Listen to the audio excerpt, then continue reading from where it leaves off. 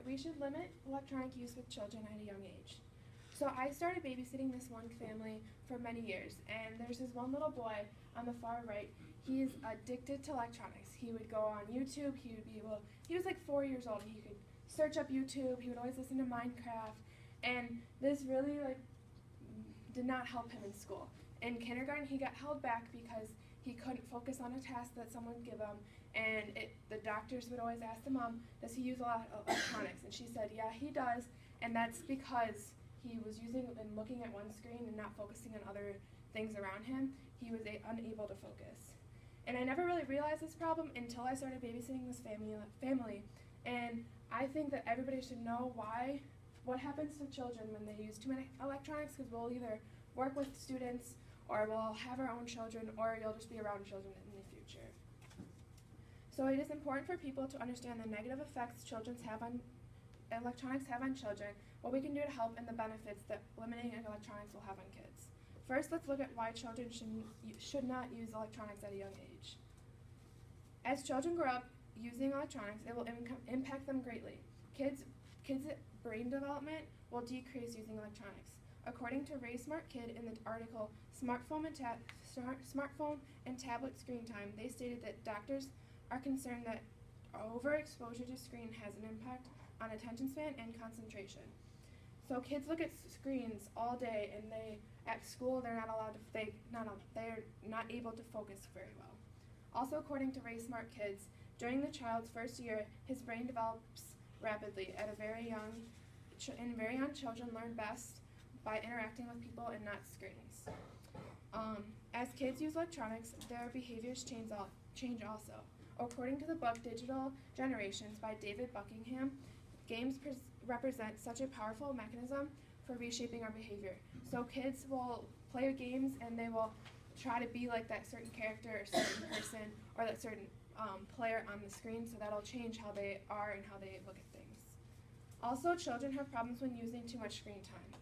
Stated by Trina Hinckley in the database Reducing Electronic Media Use in 2 to 3-year-old Children, she said high electronic usage during early childhood has been linked with health and social problems in young children. Melly Parker also wrote in her article, How Do Electronics Negatively Affect Children? Children who spent more time on video games and television were at a higher risk of obesity. And Huffington Post wrote in their article that 1 out of 3 U.S. children are obese because of electronics. Also, according to Huffington Post, there's an article why electronics should be banned for children under 12 years old, and they stated that 75% of children are allowed electronics in the bedroom, which causes lack of sleep. And they said 75% of children between ages of 9 and 10 are sleep deprived, which will impact their grades in school and greatly. Now that I've described the need for children to not use electronics, let's look at the other options that they have. Many methods can be used to help children use not as much electronics. Giving children alternative options helps us not use electronics. For example, in the book Children's Adolescence and Media, written by Victor Strasburger, he said how parents can ask kids to come help them with a task to get their mind off electronics when they're not doing anything. Another method would be to have certain screen times. According to the same book, Children, Adolescence, and Media, you can have certain times, so like 15 minutes, or you can have an hour a day of screen time, so then the kids don't get addicted to it and use it all day. Lastly, according to U.S. News, in the article How Electronics Could Be Affecting Your Child's Health, parents should try to get active with their children and go outside and help them learn how to do other things than just be on electronics. And now that we know how to replace electronic usage with kids, let's talk about the benefits that will come out of it. Limiting electronics for our children will have many benefits and will help children in the future. According to Julian Smith in the database Parenting, she stated, decreasing childhood use of electronics often results in better behavior because the parent and child are finding new ways of communicating and spending time together. Also, Trina Hinckley from the database Reducing Electronic Media Use in 2 to 3-year-olds stated, using less electronics reduced health and social problems. And she did a study on how many hours a week a kid would use electronics, and the ones that had less time using electronics, their health and social problems increased, and the kids that had a lot of hours of using electronics, they had a lot of social problems with other students, and they were a little bit over obese.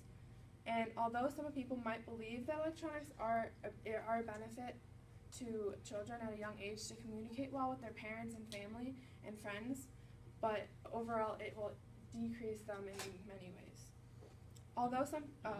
So in conclusion, now that we know how electronics affect children under the age of 10 and know why we should limit screen time each day, and you know what it takes to help, and you can now prevent kids from using electronics, and we can all make the changes for the next generation of kids. So after hearing how electronics affect children, I hope that the next time you babysit, work around kids, I encourage you to take them outside or play something that will help their brain development and not allow them to use electronics.